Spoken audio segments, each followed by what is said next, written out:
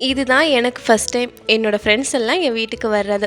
ஒரு டைம்ல எனக்கு ஃப்ரெண்ட்ஸ் எல்லாம் கிடைப்பாங்களான்னு சொல்லி ஏங்குன காலம்லாம் இருக்கு. ஆனா, இப்ப போதும் போதுங்கிற அளவுக்கு எனக்கு நெறைய ஃப்ரெண்ட்ஸ் இருக்காங்க என்னோட லிஸ்ட்ல. அதுலயும் பர்ட்டிகுலரா சொல்லணும்னா, நாங்க 4 பேரு. எங்களுக்கு யார பார்த்தாலும் பயம் இல்ல. நல்லா இருக்குல்ல! இந்த மாரி ஒரு கேங் இருந்தா எவ்ளோ ஜாலியா இருக்கும். இவங்க எல்லாமே இப்ப நான் இன்ஸ்டிடியூட்ல டேலி கோர்ஸ் பண்ணிக்கிட்டு இருக்கேன். ஸோ அங்கருந்து எனக்கு ஃப்ரெண்ட்ஸ் ஆனவங்க தான். ஆரம்பத்துல இவங்க கிட்ட நான் கம்யூனிகேட் பண்றதுக்கே நான் ரொம்ப கஷ்டப்பட்டுருப்பேன். பிகாஸ் எனக்கு வந்து மலையாளம் கொஞ்சம் கொஞ்சம் தான் வரும். தமிழும், மலையாளமும் கலந்து தான் அதிகமா பேசுவேன். இப்ப தான் கத்துக்கிறேன். ஸோ நான் தப்பா பேசுனா கூட அத அவங்க அவ்வளோ ரசிப்பாங்க. இவ கியூட்டா சொல்றால்ல அப்படின்னு. ஸோ அதனாலேயே எனக்கு இவங்க கிட்ட ஒரு நல்ல கம்ஃபர்ட் இருந்துச்சு.